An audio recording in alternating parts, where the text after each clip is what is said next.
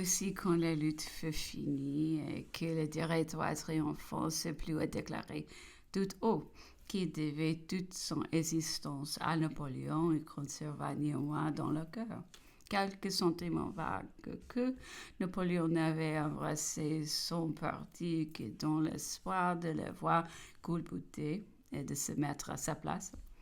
Quoi qu'il en soit, après le 18 fructideur, l'ivresse de l'armée fut au comble. Le triomphe de Napoléon complet, mais le directoire, malgré sa reconnaissance apparente, l'enterra. Dès ce moment, de nombreux agents qui épieront ses pas et chercheront à pénétrer ses pensées. La position de Napoléon était délicate, quoique sa conduite était si régulière et si parfaite, qu'en cœur, même à présent, nous n'entretenons que de simples conjectures sur cet objet. Seulement, c'est dans cette délicatesse de position que nous croyons trouver les principales raisons de la conclusion de la paix à Campo Formio des refus de demeurer au congrès de Rastatt et enfin de l'entreprise de l'expédition d'Égypte. Comme il arrive toujours en France, aussitôt après le 18 fructideur, le parti, d'un coup disparut tout à coup et la majorité de directoire triompha. Sans modération, il devint tout et réduisit les conseils à rien. Napoléon sentit alors la nécessité de la paix qui, terminant les affaires actuelles, lui donnerait une nouvelle popularité. Il avait tout à craindre de la continuation de la guerre. Elle pouvait fournir à ceux qui l'auraient suspecté des prétextes faciles de lui nuire. On pouvait vouloir l'exposer dans des situations difficiles et se servir contre lui du concours des autres généraux. Deux des plus célèbres alors avaient manifesté des dispositions authentiques dans cette grande affaire des fructideurs. C'étaient Moreau et Hoche. Moreau s'était tout à fait montré contre le directoire et par une conduite pusillanime et répréhensible. Il se perdit tout à la fois sur le rapport de devoir et sous celui du point d'honneur. Hoche fut en entier pour le directoire, cédant à la fougue de son caractère. Il fit marcher sur Paris une partie de son armée et manqua son but par trop d'impétuosité. Ses troupes furent contremandées par la puissance des conseils. À lui-même fut obligé de se sauver de Paris dans la crainte de se voir arrêté par ces mêmes conseils. Hoche n'avait donc rien fait pour le succès de cette journée. Il y avait même nuit par trop de zèle, mais il avait montré une âme tout dévouée. La majorité des territoires pouvaient se fier aveuglément à lui, bien que son imprudence eût manqué de la perdre. Cette même majorité de directoire doutait, au contraire de Napoléon, qui l'avait fait triompher. Il lui restait toujours que ce général avait pu calculer que le directoire se converrait sous le conseil et qu'il pourrait s'élever sur ses ruines. Cependant, comment le directoire pouvait-il arranger cette pensée avec les actes de ce général qui avait tout mis dans la balance pour le faire triompher, car il est évident que sans l'ordre du jour de Napoléon et l'adresse de son armée, le directoire était perdu. Des personnes bien instruites pensant qu'au vrai Napoléon n'avait pas assez calculé son influence personnelle en France, qui sont été laissés imposer par les libelles et les journaux dirigés contre lui, qu'il avait cru les mesures qui prenaient propre non à faire triompher tout à fait le directoire, mais juste ce qu'elles devaient être pu devenir lui-même. le sauver est le vrai soutien de la République.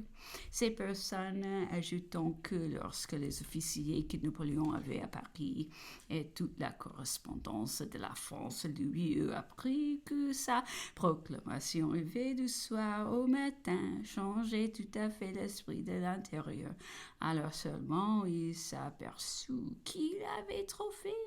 Nous nous rangerions d'autant plus volontiers de cette opinion que nous ne saurions comprendre comment Napoléon aurait pensé sérieusement à conserver 3 directeurs dont il ne faisait aucun cas. Celui de Dieu qu'il estimait carnaux était du parti opposé et nous savons qu'il était indigné de la corruption ou de la faiblesse des autres.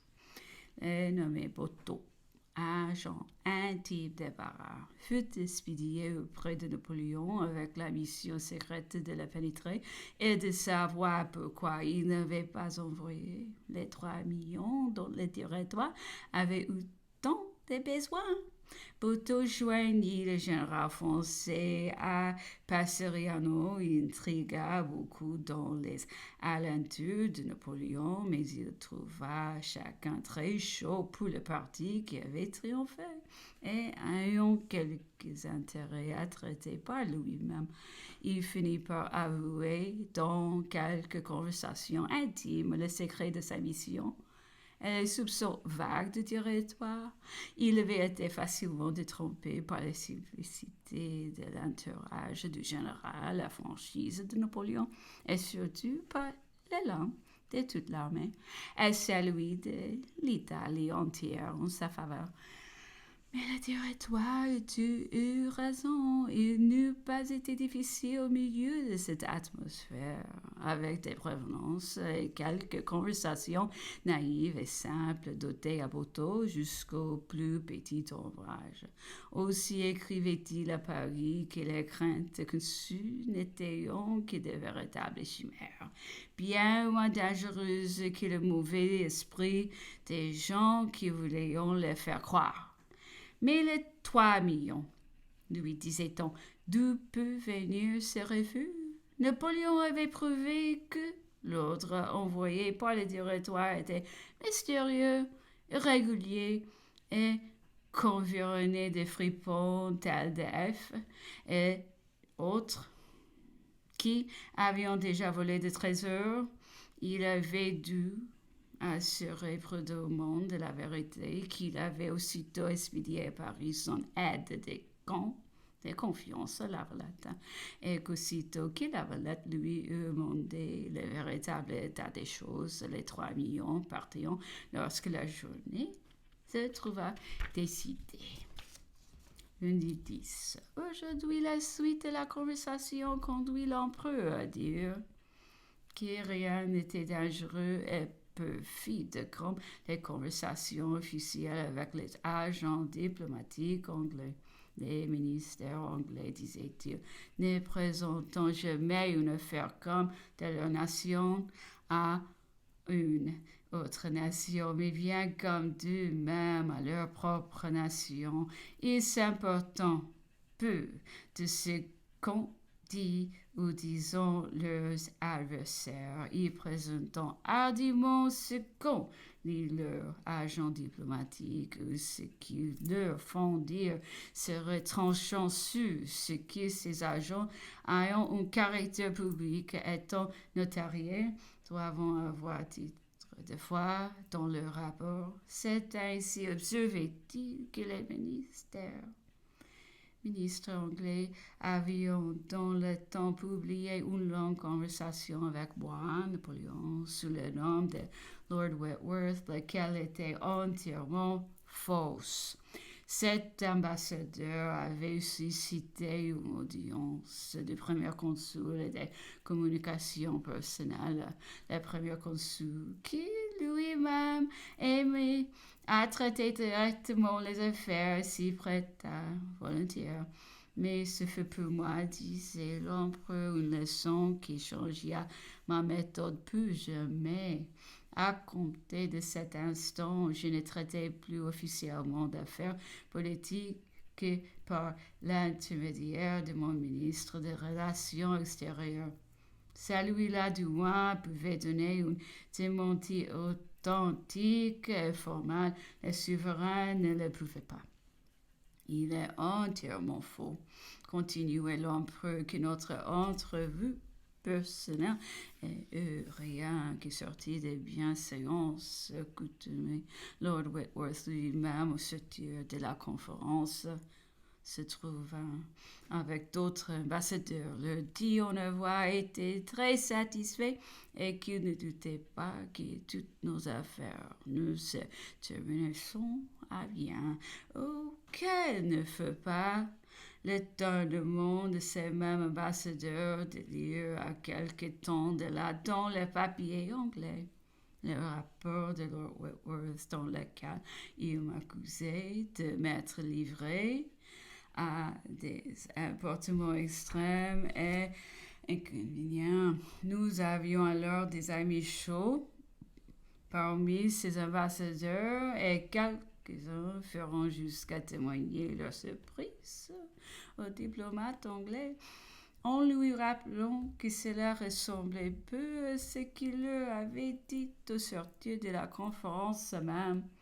Lord Whitworth escabarda comme il peut, mais non maintint pas moins les assertions du document officiel.